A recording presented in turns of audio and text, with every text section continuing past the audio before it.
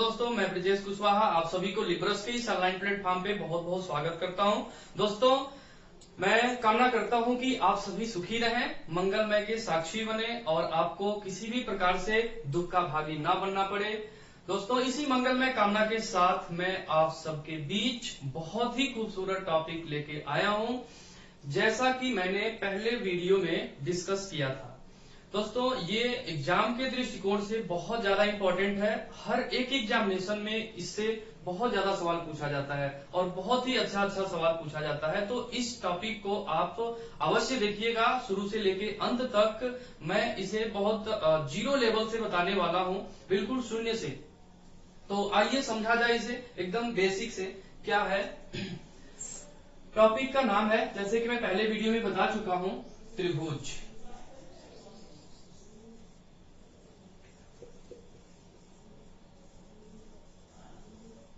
तो ट्रायंगल हम लोग डिस्कस करेंगे आज के टॉपिक में। आइए जाने ट्रायंगल होता क्या है। सबसे पहले तो ये जानना जरूरी है कि त्रिभुज है क्या। तो दोस्तों, त्रिभुज तीन भुजाओं से घिरी हुई बंद आकृति को त्रिभुज कहते हैं। तीन भुजाओं से घिरी हुई बंद आकृति को त्रिभुज कहते हैं। त्रिभुज के मुख्यतः तीन अंग होते हैं। त्रिभुज के मुख्य रूप से तीन अंग होते हैं। पहले हम लोग देखते हैं कि तीन प्रमुख अंग क्या है। तीन प्रमुख अंग, तो इसका तीन प्रमुख अंग क्या है, आइए इसे जानें। तीन प्रमुख अंग है इसका। पहला तो हो गया आपका शीर्ष, दूसरा हो जाएगा आपका भुजा और तीसरा है कोण। तीन प्रमुख अंग होता है त्रिभुज का। शीर्ष क्या है इसमें, आइए जाने। वर्टेक्स जो है, मान लेते हैं हम यहाँ पे ए है और इसको बी मान लिया जाए, इसे सी मान लिया जाए। अगर बात करें हम शीर्ष का, तो शीर्ष इसमें ए क्या होगा, शीर्ष होगा। बी क्या होगा, शीर्ष, इसका वर्टेक्स होगा शीर्ष। अगर भुजा की बात करी जाए तो इसमें भुजा यहां से लेके यहां तक यह एक साइड है और इस साइड का नाम हम दे दे रहे हैं ए बी। तो एक भुजा हो जाएगा इसमें ए बी, दूसरा भुजा इसमें हो जाएगा ए सी एक भुजा हो जाएगा। इसके बाद से एक भुजा हम ये कह सकते हैं यहां से लेकर यहां तक, यानी कि BC। तो एक भुजा हो गई BC। तो इस प्रकार से इसमें तीन शीर्ष है और तीन भुजा है। और इसको बोलेंगे हम लोग सिर्फ कोण के बारे में, तो ये हो जाएगा आपका कोण ए, ये कोण बी और ये वाला कोण सी, यानी कि तीन कोण होगा, कोण ए, कोण बी और कोण सी। इस प्रकार से हम लोग कोण के बारे में जान गए। तो तीन प्रमुख अंग त्रिभुज का क्या हो गया, शीर्ष हो गया, भुजा हो गया और कोण हो गया। अब इसमें शीर्ष ABC, भुजा AB, AC, BC, तीन भुजा हो गया और तीन कोण ABC, तीन कोण हो गया। अब इसके बाद से त्रिभुज को हम लोग मुख्य रूप से दो भाग में बांट के पढ़ते हैं। एक हम लोग इसकी जानकारी रखते हैं भुजाओं के आधार पर और दूसरा जो है कोण के आधार पर। तो भुजाओं के आधार पर त्रिभुज कितने प्रकार का होगा और कोण के आधार पर कितने प्रकार का होगा, अब ये जानते हैं। तो आइए जाने भुजाओं के आधार पर, भुजाओं के आधार पर और कोण के आधार पर, कोण के आधार पर। अब दो प्रकार का त्रिभुज हो गया, भुजाओं के आधार पर, कोण के आधार पर। भुजाओं के आधार पर त्रिभुज कितने प्रकार का होगा, तो भुजाओं के आधार पर हो गया तीन प्रकार का त्रिभुज। सबसे पहले हो जाएगा आपका समबाहु त्रिभुज। समबाहु त्रिभुज, समबाहु त्रिभुज क्या होता है, तो समबाहु ऐसा त्रिभुज जिसकी सभी भुजाएं बराबर बराबर हो। जैसे कि मान लीजिए बना दिया हमने कोई ट्रायंगल ABC, ABC कोई त्रिभुज है ABC, इनकी तीनों भुजा, तीनों साइड आपस में क्या होना चाहिए, बराबर होना चाहिए। तीनों भुजा आपस में बराबर हो, इसको क्या कहते हैं हम लोग, समबाहु त्रिभुज कहते हैं। दूसरा है समद्विबाहु त्रिभुज। समद्विबाहु,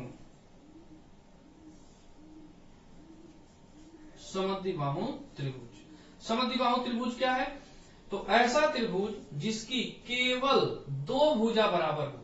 ये मान लीजिए कोण ABC है, यदि इसका AC और BC यानी कि दोनों भुजा आपस में बराबर हो, AB और AC अगर आपस में बराबर हो, कोई दो भुजा आपस में बराबर हो, तो ऐसे को क्या कहते हैं? समद्विबाहु। समद्विबाहु यानी कि दो भुजा आपस में बराबर हो, और तीन भुजा आपस में बराबर हो, यानी कि AB बराबर AC बराबर BC, यानी कि तीनों भुजा जिसकी बराबर हो उसे क्या कहेंगे? समबाहु त्रिभुज। और जिसकी केवल दो भुजा बराबर हो उसे क्या कहेंगे? समद्विबाहु त्रिभुज। इसके बाद से आएगा आपका विषम बाहु त्रिभुज। विषम बाहु त्रिभुज। विषम बाहु त्रिभुज क्या होगा? ऐसा त्रिभुज जिसकी सभी भुजाएं अलग हों। जैसे इसी त्रिभुज में बना दे रहे हैं, समझ लीजिएगा आप लोग। मान लीजिए ये भुजा अलग है, ये भुजा अलग है, ये तीनों अलग अलग भुजाएं हैं, यानी कि AB भुजा, BC भुजा और AC भुजा, तीनों भुजा आपस में बराबर बराबर न, इसकी लंबाई कुछ और, इसकी लंबाई कुछ और, इसकी लंबाई कुछ और, यानी कि तीनों साइड इक्वल ना हो, उसे कहते हैं विषम बाहु त्रिभुज। तो इस प्रकार से भुजाओं पर आधारित, भुजाओं के आधार पर हम तीन प्रकार के त्रिभुज पढ़े। अब हम लोग पढ़ेंगे कोण के आधार पर त्रिभुज के प्रकार। तो कोण के आधार पर कितने तरह का त्रिभुज होता है, आइए जाने। तो दोस्तों कोण के आधार पर भी तीन प्रकार का होता है। पहला होता है आपका न्यून कोण त्रिभुज। न्यून कोण त्रिभुज। न्यून कोण त्रिभुज क्या होता है? तो ऐसा त्रिभुज जिसका प्रत्येक कोण 90 डिग्री से कम हो। न्यून कोण त्रिभुज क्या होगा? तो ऐसा त्रिभुज जिसका ये तीनों कोण जो होना चाहिए वो 90 डिग्री से कम ही होना चाहिए, उसको कहेंगे न्यून कोण त्रिभुज, एक्यूट एंगल ट्रायंगल। इसके बाद से पढ़ेंगे ऑब्ट्यूज, अधिक कोण त्रिभुज। अधिक कोण त्रिभुज। अधिक कोण त्रिभुज क्या होता है? तो ऐसा त्रिभुज जिसका केवल एक कोण 90 डिग्री से अधिक होना चाहिए। जैसा कि मान लीजिए बना दिया हमने कोई ट्रायंगल, इसका ये वाला जो कोण है यह 90 डिग्री से ज्यादा होना चाहिए, यानी कि इसको अगर हम 120 डिग्री मान लें तो ये कैसा त्रिभुज होगा? अधिक कोण त्रिभुज होगा। जिसका केवल एक कोण 90 डिग्री से ज्यादा हो उसे कहेंगे ऑब्ट्यूज एंगल ट्रायंगल, अधिक कोण त्रिभुज।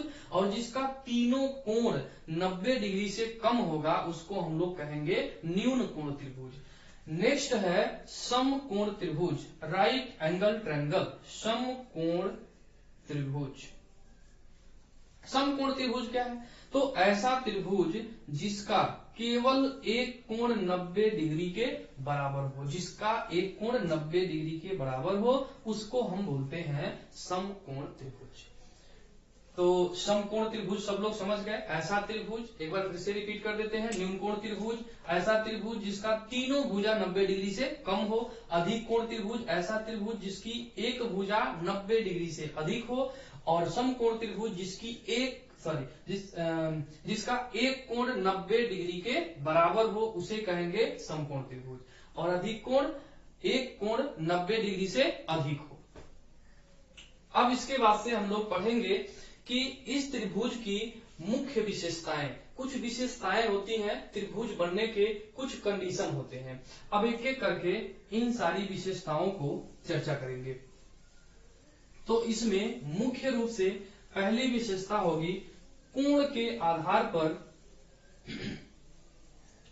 आधार पर इनकी पहली विशेषता है कि इनके तीनों कोणों का योग 180 डिग्री होगा, जैसा कि आप सभी लोग इस बात को जानते होंगे। आइए इसे हम पढ़ते हैं, प्रूफ करते हैं कि त्रिभुज के तीनों कोणों का योग 180 डिग्री होता है। तो पहली विशेषता है दोस्तों कि ये वाला कोण A और कोण B और ये पूरा कोण C, कोण B, कोण A, तीनों का योग जो होता है वो 180 डिग्री के बराबर होता है। किसी त्रिभुज के तीनों कोणों का योग 180 डिग्री के बराबर होता है। बहुत आसान है, बस हम बिल्कुल जीरो से आपको सिखा रहे हैं त्रिभुज की प्रॉपर्टी। अब ये कैसे 180 डिग्री के बराबर होता है, आइए इसको समझें। तो आप पिछले वीडियोज में पढ़े होंगे रेखा और कोण पे आधारित कुछ बातें हम लोग सीखे थे। उसका यहाँ पे यूज है, उसी के माध्यम से हम लोग इसे प्रूफ कर पाएंगे।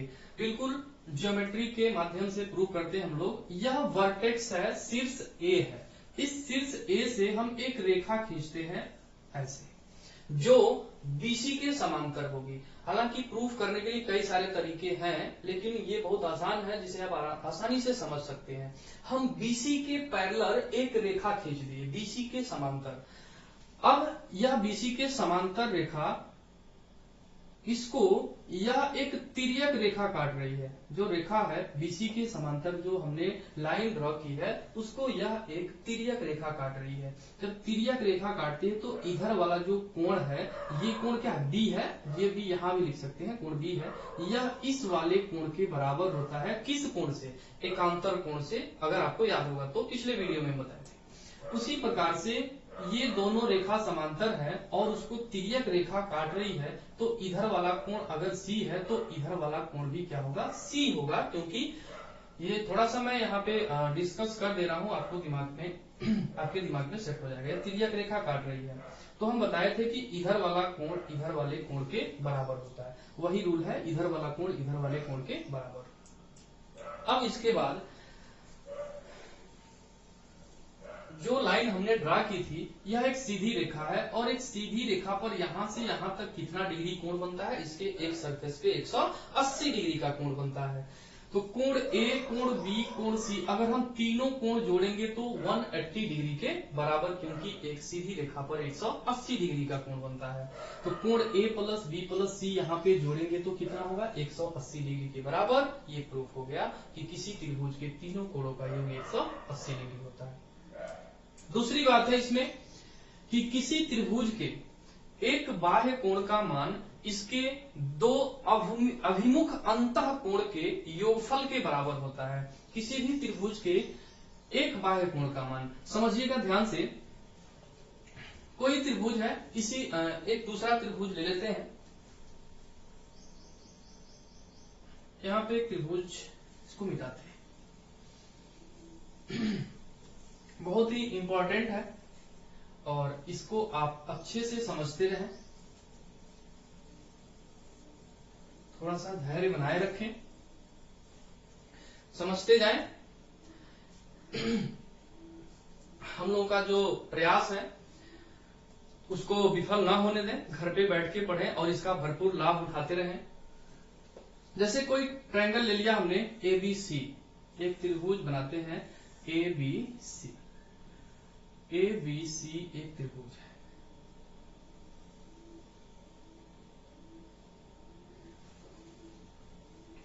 अब समझिएगा इसे, त्रिभुज ABC में ये वाला कोण A होगा, ये वाला कोण B होगा, ये वाला कोण क्या होगा? C होगा। हम इसको अंदर लिख दे रहे हैं ताकि आपको ध्यान में रहे, नहीं तो बाद में कंफ्यूज हो सकते हैं। ठीक है, ये अंदर वाला कोण C है, इसको हम यहां लिख देते हैं।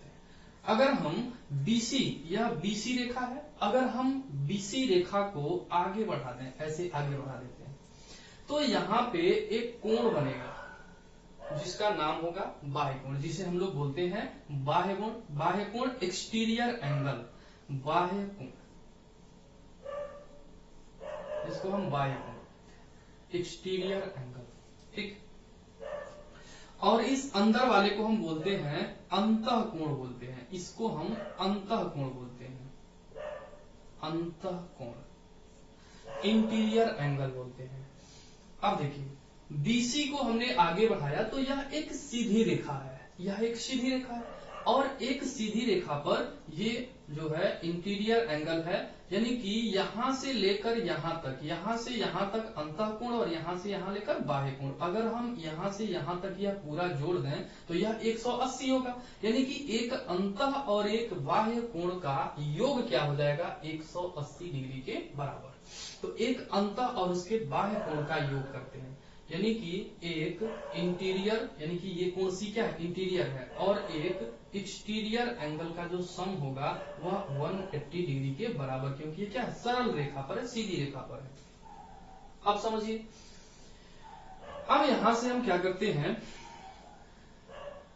जो दूसरी प्रॉपर्टी है कि एक अंतः कोण का मान, एक अंतः कोण का मान किसी भी त्रिभुज के एक अंतःकोण का मान इसके अभिमुख दो अंतःकोण के योगफल के बराबर होता है। पहले इस बात को हम प्रूफ करते हैं।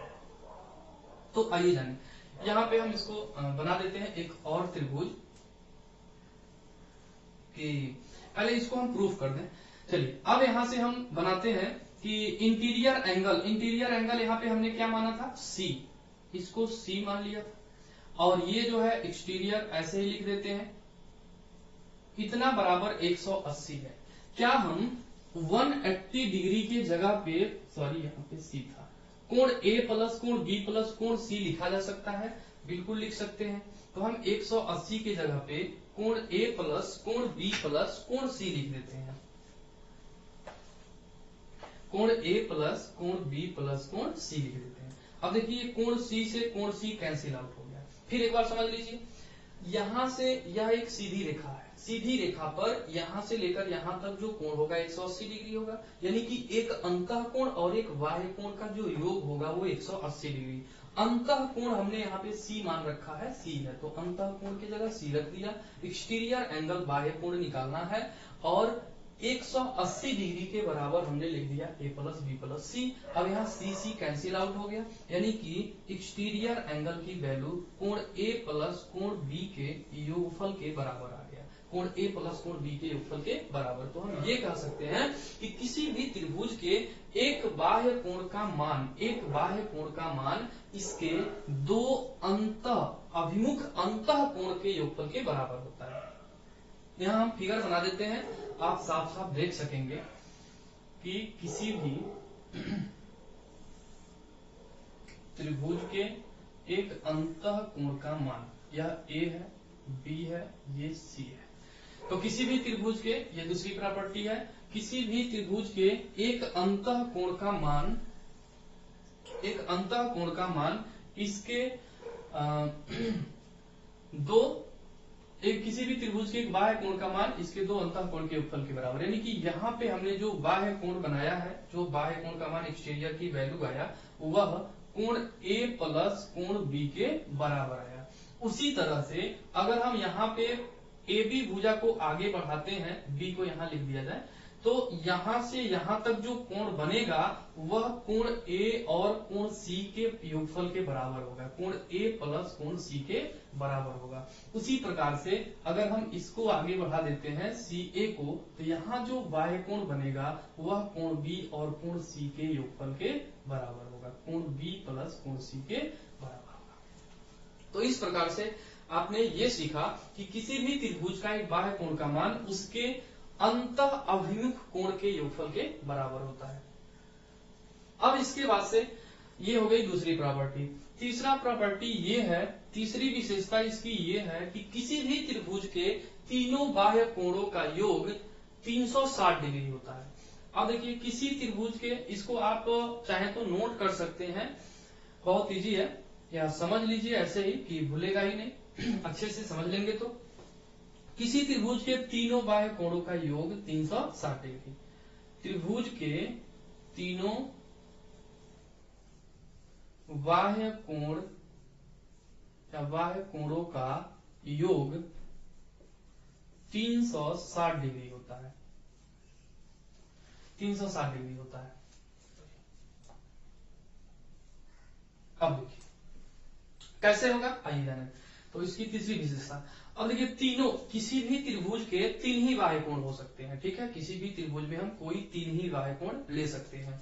तो तीनों बाह्य कोणों को जोड़ लेते हैं, यानी कि यहां से स्टार्ट करते हैं, तो कितना हो जाएगा, कोण B प्लस कोण C प्लस कोण A प्लस कोण B, यहां से प्लस कोण A प्लस कोण C। तो तीनों बाह्य कोणों को अगर हम जोड़ते हैं, तीनों बाह्य कोण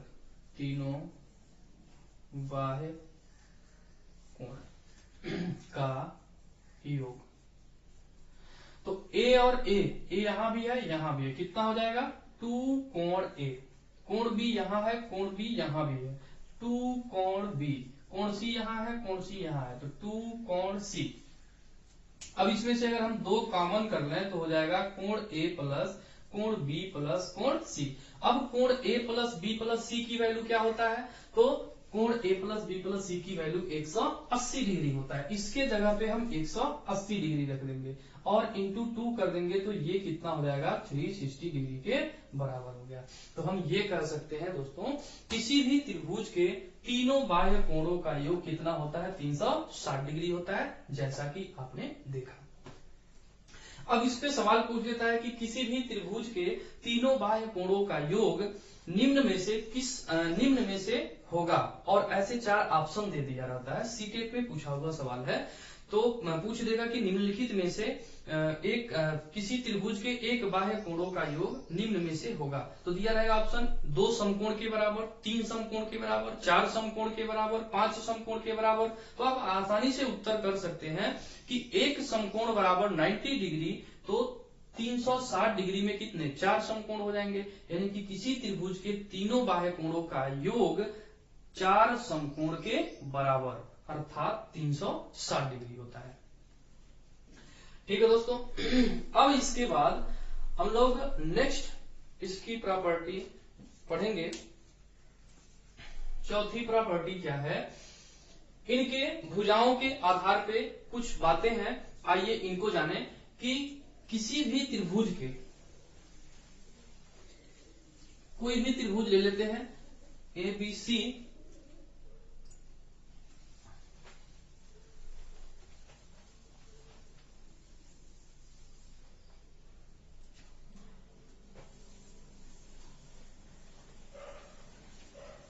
थोड़ी सी दिक्कत है, सुविधाओं का अभाव है, आप सब लोग इसका लाभ लेते रहें और सहयोग बनाए रखें। तो किसी त्रिभुज के चौथी प्रॉपर्टी है, कोई त्रिभुज ले लेते हैं ए बी सी। ए बी सी कोई त्रिभुज है, किसी त्रिभुज के बराबर भुजाओं के सामने का कोण भी आपस में बराबर होता है। यहाँ पे समझिएगा ध्यान से, यदि दो भुजा इसमें बराबर हो, जैसे मान लीजिए कि ए बी भुजा अगर एसी भुजा के बराबर है, ए बी भुजा जो है एसी, यानी कि ये दोनों भुजा अगर बराबर हो, तो इन दोनों भुजाओं के सामने का कोण, इस भुजा के ये वाला कोण और इस भुजा के सामने का ये वाला कोण आपस में बराबर होगा। यानी कि ये इसके सामने का कोण थीटा है, तो इसके सामने का भी कोण क्या होगा, थीटा हो जाएगा। तो किसी भी बराबर भुजा के सामने का कोण आपस में बराबर होगा। नेक्स्ट प्रॉपर्टी इसका ये है पांचवा, हम ये लिख नहीं रहे हैं, आप लोग चाहे तो लिख सकते हैं, सुन के बहुत आसान है, नोट्स बना सकते हैं। पांचवा है कि किसी भी त्रिभुज के बड़ी भुजा के सामने का कोण बड़ा और किसी भी त्रिभुज के बड़ी भुजा के सामने का कोण बड़ा और छोटी भुजा के सामने का कोण छोटा, या ये कह सकते हैं कि किसी भी त्रिभुज के बड़े कोण के सामने का भुजा बड़ा और छोटे कोण के सामने का भुजा छोटा होगा। यानी कि अगर हम त्रिभुज बना देते हैं, जैसे कि एक अधिक कोण त्रिभुज बनाते हैं, अधिक कोण त्रिभुज, मान लीजिए ये जो है, हम ये वाला कोण ले लेते हैं 120 डिग्री। अगर ये वाला कोण 120 डिग्री होगा, तो इसके सामने की भुजा क्या होगी, इन तीनों में सबसे बड़ी होगी। या और भी कोई ट्रायंगल ले लेते हैं, जैसे मान लीजिए कि हम कोई त्रिभुज ले लेते हैं एबीसी, इसमें ये वाला कोण ले लेते हैं कि मान लीजिए 80 डिग्री है, ये वाला कोण जो है 60 डिग्री है और ये वाला कोण 40 डिग्री है। तो इसमें क्या होगा कि जो कोण सबसे बड़ा होगा, यानी कि इन तीनों में ये वाला कोण सबसे बड़ा होगा, यानी कि ये वाली जो भुजा होगी क्या होगी, सबसे बड़ी होगी। ये वाला कोण सबसे छोटा है तीनों में, तो इसके सामने की ये वाली जो भुजा होगी वो क्या होगी, सबसे छोटी भुजा होगी। तो पांचवा ये प्रॉपर्टी है कि किसी भी त्रिभुज के छोटे कोण के सामने की भुजा छोटी और बड़े कोण के सामने की भुजा बड़ी होगी। नेक्स्ट इसकी प्रॉपर्टी है छठा, जो बहुत इंपॉर्टेंट है, इसको समझा जाए जो आपके एग्जाम के लिए बहुत ज्यादा इम्पोर्टेंट है और इस पर से सवाल भी पूछा गया है कई बार। आइए जाने, जैसे कोई त्रिभुज ले लेते हैं ए बी सी कोई त्रिभुज है। अब हम क्या करेंगे कि कोण ए के सामने की भुजा को हम ए मान लेते हैं, बी के सामने की भुजा को बी और सी के सामने की भुजा को सी मान लेते हैं। भुजाओं पे आधारित इस पे कई बार सवाल पूछा, बहुत इंपॉर्टेंट है, इसको बहुत ध्यान से समझिएगा।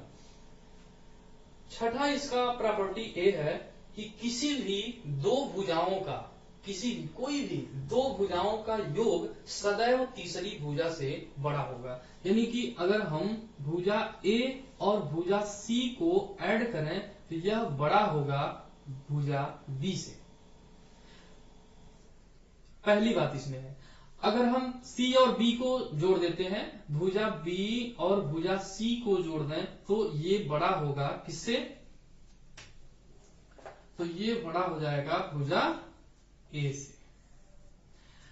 यदि हम जोड़ दें भुजा ए और बी को तो यह बड़ा हो जाएगा सी से। तो दोस्तों आपने यहां पे ये सीखा कि किसी भी दो भुजाओं का योग तीसरी भुजा से बड़ी होगी, किसी भी दो भुजाओं का योग तीसरी भुजा से बड़ी होगी। दूसरी बात इसमें यह है कि किसी भी दो भुजाओं का अंतर सदैव तीसरी भुजा से छोटा होगा। यानी कि हम कोई भी, जैसे a प्लस सी जो है b से क्या है, बड़ा है, इसी तरह अगर हम a माइनस सी कर दें तो यह छोटा हो जाएगा, b से छोटा हो जाएगा। देखिए a माइनस सी जो होगा छोटा होगा b से। यहाँ पे बड़े की ओर मुंह खुला होता है, छोटे की ओर बंद, सबको पता होगा। इसको हम मॉड लगा देते हैं, यानी कि यहाँ पे जो वैल्यू है वो निगेटिव नहीं रहना चाहिए, चाहे प्लस में आए चाहे माइनस में, हमेशा आपको पॉजिटिव वैल्यू लेनी है। इसी प्रकार अगर हम b माइनस सी, b और c भुजा का अंतर ले लेते हैं, b और c भुजा का अंतर, तो यह छोटा किससे हो जाएगा? a से छोटा हो जाएगा। उसी प्रकार अगर हम a माइनस b भुजा का अंतर ले लें तो यह छोटा हो जाएगा c से। तो इसमें दो बात आपने सीख लिया छठी प्रॉपर्टी में कि किसी भी त्रिभुज के दो भुजाओं का योग तीसरी भुजा से बड़ी तथा अंतर तीसरी भुजा से छोटा होता है। अब इस पे आधारित सवाल किस प्रकार से पूछता है इसको समझा जाए। जैसे मान लीजिए अगर पूछ दिया कोई भी साइड, प्रीवियस ईयर में इस पे आधारित सवाल भी पूछ रखा है। यदि आप देखेंगे प्रीवियस ईयर क्वेश्चन को तो आपको निश्चित रूप से मिल जाएगा सवाल।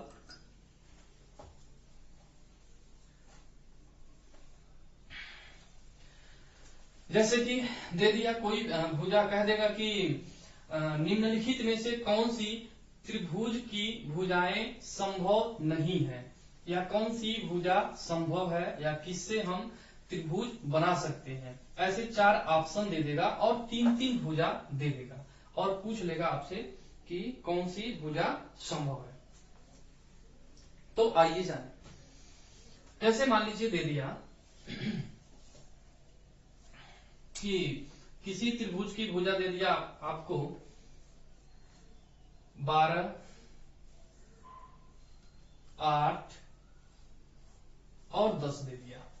कह दिया कि इन भुजाओं से मान लीजिए हमें चेक करना है कि त्रिभुज संभव है कि नहीं, क्योंकि त्रिभुज बनने के लिए इनकी भुजाओं की विशेषता आपने देख लिया। तभी त्रिभुज संभव है जब इसके किसी भी दो भुजा का, इसकी विशेषता है कि किसी दो भुजा का योग सदैव तीसरी भुजा से बड़ा और कोई भी दो भुजा का अंतर तीसरी भुजा से छोटा होना चाहिए। अगर यह कंडीशन फॉलो नहीं करेगा तो फिर त्रिभुज संभव नहीं है। तो हम चेक करते हैं कि 12, 8 और 10 इस भुजा से त्रिभुज संभव है कि नहीं। तो त्रिभुज बनाने के लिए, चेक करने के लिए हम क्या करेंगे, जोड़ के चेक करेंगे कि किसी भी दो भुजा का योग तीसरी भुजा से बड़ा है कि नहीं। तो दोस्तों इसको जोड़ने और घटाने में हमें समय ज्यादा लग जाएगा। इस समय को बचाने के लिए हम एक फार्मूला बनाने जा रहे हैं, जिसको ध्यान से समझिएगा, समझ में आ जाएगा। बहुत ही आसान है, आप विद इन सेकंड चेक कर पाएंगे, क्योंकि वैसे चेक करना थोड़ा सा मुश्किल हो सकता है। तो समझिए, अगर हम कोई दो भुजा ले लेते हैं a माइनस बी या a माइनस सी, अगर हम भुजा ले लेते हैं a माइनस सी, तो दो भुजा का अंतर हम करेंगे तो यह क्या होगा, छोटा होगा तीसरी भुजा से। तीसरी भुजा कौन सी है, बी। लेकिन बी जो है बड़ा होगा, सॉरी बी जो है छोटा होगा अगर हम इसको जोड़ दें a प्लस सी के योगफल से। बी जो है a माइनस सी के अंतर से तो बड़ा होगा, लेकिन इसके योगफल से छोटा होगा। क्लियर। अब देखिए, इस फार्मूले के माध्यम से हम लोग किसी भी ट्रायंगल के साइड को चेक कर लेंगे कि इससे त्रिभुज पॉसिबल है या नहीं है। तो यह तीन भुजा दे रखा है ए बी सी, चेक कर लेते हैं इसे। तो क्या है फार्मूला, a माइनस सी, यानी कि a के जगह पे 12, c के जगह पे 10, और जैसे चिन्ह लगा हुआ है वैसे ही चिन्ह लगा के, अब b है तो b के जगह पे 8, फिर से चिन्ह ऐसे ही लगा हुआ है। अब a प्लस सी, तो a को हमने 12 और c को 10 मान दिया। अब इसको सॉल्व करेंगे तो कितना हो जाएगा, 2, और यहाँ पे 8, और यहाँ पे 12 और 10 22। अब कंडीशन चेक करिए फुलफिल हो रहा है कि नहीं हो रहा है। अब बताइए, 8 जो है 2 से बड़ा होना चाहिए, बड़ा है, बिल्कुल है। 8 जो है 22 से छोटा होना चाहिए, छोटा भी है, यानी कि इस प्रकार से त्रिभुज पॉसिबल है। यानी कि 12, 8, 10 इस भुजा का प्रयोग करके हम कोई त्रिभुज बना सकते हैं। इसी प्रकार एक और एग्जांपल अगर ले लें कि 15, 20 और 60 ले लेते हैं। 15, 20 और 60। अब हमें यह चेक करना है कि 15, 20 और 60 इस भुजा से कोई त्रिभुज पॉसिबल है कि नहीं है। तो आइए चेक करें, कंडीशन फॉलो कर रहा है कि नहीं। तो यह a मान लेते हैं, b मान लेते हैं, c, आपकी मर्जी, आप जिसको मर्जी, जो इसको a मानिए, b मानिए, c मानिए, जिस किसी को कुछ भी मान के आप चेक कर सकते हैं, आप इस कंडीशन को फॉलो करा सकते हैं। तो a माइनस सी कर लेते हैं, यानी कि 15 माइनस 60, और वही सेम चिन्ह है। इसके बाद b है तो b के जगह पे 20, और फिर इसके बाद से 60, a माइनस a प्लस सी है ना, तो a के जगह पे हो जाएगा 15 प्लस 60, 60 प्लस 15 बात बराबर। अब इसको सॉल्व करेंगे तो यहाँ पे कितना हो जाएगा, 45, और यहाँ पे हो जाएगा 20, और यहाँ पे हो जाएगा 75। अब देखिए कंडीशन फॉलो कर रहा है कि नहीं। यहाँ पे जो 20 है 45 से बड़ा है, नहीं है, और बड़ा होना चाहिए, क्योंकि b जो है वह a माइनस सी के अंतर से बड़ा होना चाहिए। तो b यानी कि 20 a माइनस सी के अंतर से बड़ा नहीं है।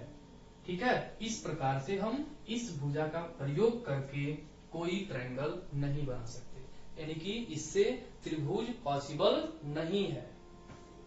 तो हम आशा करते हैं कि आप सबको ये क्लियर हो गया होगा। ठीक है, अब इसके बाद से हम लोग नेक्स्ट एक और एग्जांपल लेते हैं। जैसे इस पे तो आधारित प्रीवियस ईयर में सवाल पूछा ही है, लेकिन और कैसे इस पे सवाल पूछा जा सकता है इसको भी चर्चा कर लेते हैं। जैसे मान लीजिए कह दिया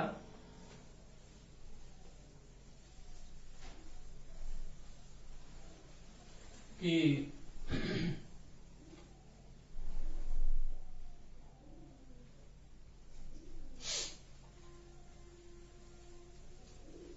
कोई साइड दे दिया है, साइड ले लेते हैं जैसे कि 14, 20, और कोई साइड ले लेते हैं x A B C D, कुछ भी ले सकते हैं। मान लीजिए ऐसे तीन साइड किसी ट्रायंगल का तीन साइड दिया है, एक 14, एक तो 14 मीटर चाहे सेंटीमीटर में कोई भी यूनिट हो, एक 20 है और एक x है, और कंडीशन दिया हो कि x जो है एक इंटीजर है, मतलब यह एक पूर्णांक है,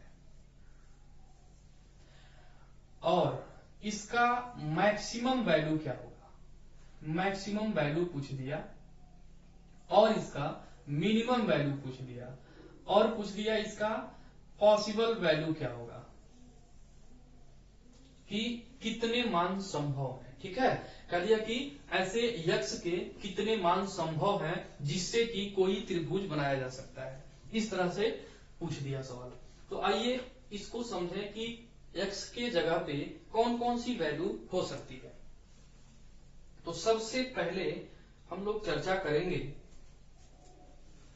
इस फार्मूले पे,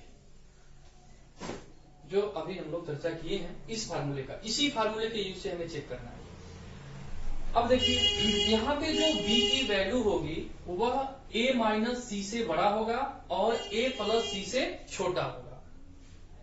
जो b का वैल्यू होगा a माइनस सी से बड़ा होगा और a प्लस सी से छोटा होगा। तो यहाँ पे हम मान लेते हैं कि यह a है और इसको हम c मान लेते हैं, इसको b, क्योंकि यह बीच में रहेगा इसलिए हम इसको b मान लेते हैं। इसको b मान लेंगे अगर तो इस फार्मूले में रख देते हैं a माइनस सी, a कितना है 14, 14 माइनस सी यानी कि 20, मॉड लगा देंगे, फिर जैसे लिखा है वैसे b के जगह पे x और फिर यहाँ पे a प्लस सी यानी कि 14 प्लस 20 कर देंगे। अब यहाँ से क्या हो जाएगा, घटाएंगे तो यहाँ पे 6 आ गया, यहाँ पे x आ गया और यहाँ पे क्या आ जाएगा तो 34 आ जाएगा। अब देखिए अब यहाँ से हम x का पॉसिबल वैल्यू अगर लेंगे तो 6 से बड़ा होना चाहिए और x जो है 34 से छोटा होना चाहिए। x का वैल्यू निकल गया यहाँ से कि यह 6 से बड़ा और 34 से छोटा होगा, यानी कि x की वैल्यू जो तीसरी भुजा है वह 6 और 34 के बीच में होगी। तो 6 से बड़ा इंटीजर जो होगा वो क्या होगा 7 हो जाएगा, 7 के बाद क्या होगा 8 हो जाएगा, 9 हो जाएगा, 10 हो जाएगा, 11, 12 और ऐसे करके कहां तक हो जाएगा 33 तक हो जाएगा, क्योंकि हमें जो वैल्यू लेना है वह 6 और 34 के बीच में लेना है। अब यहां से हम ट्राई करेंगे कि कितने तरह से इसका मिनिमम वैल्यू क्या होगा। तो सबसे पहला सवाल है कि मैक्सिमम वैल्यू क्या होगा। तो मैक्सिमम वैल्यू क्या हो जाएगा x का 33 हो जाएगा, ये हो गया इसका मैक्सिमम वैल्यू। मिनिमम वैल्यू पूछ दिया तो कितना हो जाएगा 7 हो जाएगा, मिनिमम वैल्यू हो जाएगा 7। तो इसमें पूछ सकता है कि भाई x की जगह पे मिनिमम कौन सा मान रखा जाए कि जिससे ट्रायंगल पॉसिबल हो। तो क्या रख देंगे 7, यानी कि 14, 20 और 7 रख के हम कोई ट्रायंगल ड्रॉ कर सकते हैं, बना सकते हैं। 8 रख सकते हैं, 9, 10 ऐसे 33 तक रख सकते हैं। मैक्सिमम वैल्यू 33 हो जाएगी। तो पहले सवाल का जवाब होगा कि इसका मैक्सिमम वैल्यू होगा 33, मिनिमम वैल्यू हो जाएगा इसका 7 और सभी पॉसिबल वैल्यू हो जाएगा देखिए 33। यहाँ ये कंटिन्यू है, संख्या नंबर जो है ये कंटिन्यू दे रखा है, तो पॉसिबल वैल्यू निकालेंगे 7, 8, 9, 10 ऐसे करके। आपको काउंट नहीं करना है, डायरेक्ट समझना है कि 33 नंबर 1 से लेकर 33 तक 33 नंबर होंगे और 33 में से 6 नंबर गायब है। तो 33 में से 6 माइनस कर देंगे, 33 माइनस यहाँ 6 तक नहीं है, घटा देंगे, यानी कि 27। यानी कि कितनी वैल्यू पॉसिबल है 27 वैल्यू पॉसिबल है, यानी कि x के जगह पे क्या क्या हो सकता है तो 7, 8, 9, 10 करके ऐसे 27 संख्या हो सकती है। तो क्लियर हो गया, तीनों सवाल का जवाब आपको मिल गया है।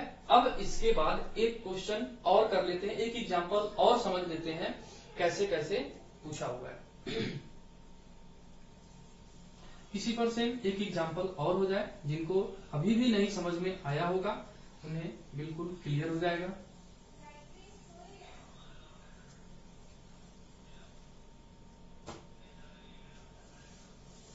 इसके बाद से हम भुजा ले लेते हैं कोई अपनी मर्जी से कि 6, 8 और साइड s ले लेते हैं। अब s के जगह पे कौन सी वैल्यू होगी पूर्णांक, जो सबसे मिनिमम होगा, मैक्सिमम हो गया या पॉसिबल वैल्यू कितनी होगी, अब ये निकालना है। तो इसके यस कैसा होना चाहिए, जो साइड है वो कैसा होना चाहिए, सबसे पहले तो इंटीजर होना चाहिए, उसके बाद से कंडीशन है कि मिनिमम वैल्यू होनी चाहिए, मैक्सिमम, और इसके बाद से क्या है इसका पॉसिबल वैल्यू निकालना है। तो ये सारी वैल्यू निकालते हैं बस इसी तरीके से, जो कि बेहद इजी है।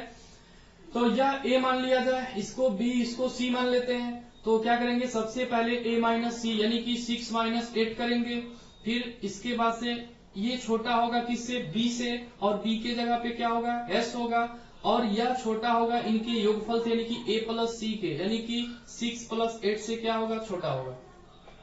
तो 2 से बड़ा होगा और क्या होगा, 14 से छोटा, यानी कि 2 और 14 के बीच में s की वैल्यू आएगी। तो 2 और 14 के बीच में होगा, यानी कि s की वैल्यू क्या हो सकती है, 3 हो सकती है, 4 हो सकती है, 5 है, 6 है, 7 है, 8 है, 9, 10, ऐसे कहां तक हो सकता है, 14 तक हो सकता है, 10, 11, 12, 13 तक, सॉरी 13 तक हो सकता है। ठीक है, क्योंकि यस की वैल्यू 14 से छोटा होना चाहिए और 2 से बड़ा होना चाहिए। तो 3 से लेकर 13 के बीच में संभव है। अब इसके बाद हम लोग सवाल का जवाब, तो पहला मिनिमम वैल्यू पूछ रहा है तो क्या हो जाएगा, 3 हो जाएगा। मैक्सिमम वैल्यू पूछेगा तो कितना हो जाएगा, 13। और सभी पॉसिबल वैल्यू पूछ दिया कि कितने मान संभव है, तो सभी पॉसिबल वैल्यू हम लोग निकालेंगे। तो 1 से लेकर 13 तक 13 संख्या हुई, और हमें स्टार्टिंग का 1 और 2, ये 2 नंबर नहीं चाहिए, 2 नंबर माइनस कर देना है। तो 13 में से 2 माइनस कर देंगे, कितना हो जाएगा, 11 नंबर। यानी कि ऐसे 11 संख्या पॉसिबल है, यानी कि ये हो जाएगा आपका सवाल का जवाब। तीनों तरीके से जो मर्जी पूछे आप इसका जवाब आसानी से दे सकते हैं। तो दोस्तों ये था त्रिभुज पे कुछ बेसिक बातें जो कोण और भुजाओं पे आधारित है, जो कि बेहद एग्जाम के दृष्टिकोण से महत्वपूर्ण है। और इसके बाद इसकी और भी विशेषताएं हैं, जैसे मध्यिका हो गया, उसके बाद से लंब केंद्र हो गया, परिकेंद्र हो गया, अंतः केंद्र हो गया, ये सब क्या होता है, इनके बारे में भी हम लोग अगले वीडियो में पढ़ेंगे। और इस पे आधारित बहुत सारा सवाल हम लोग करेंगे, जो सवाल प्रीवियस ईयर में पूछा है और जिसकी संभावना है आने की। तो आप लोग इसको अच्छे से देखिए और समझिए, और भरपूर समय दीजिए पढ़ाई पर, और इसका लाभ उठाइए, दूसरों को भी बताते रहिए इसके बारे में, ताकि सब लोग इससे लाभान्वित हो सकें। बिल्कुल जीरो लेवल से सारी चीजें सिखा रहा हूं, जैसा कि आप देख ही रहे हैं, एकदम जीरो लेवल से कोई भी आसानी से सीख सकता है इन चीजों को। और तो इसके बाद से अब हम लोग नेक्स्ट वीडियो में मिलते हैं, तब तक के लिए आप सभी को बहुत बहुत धन्यवाद।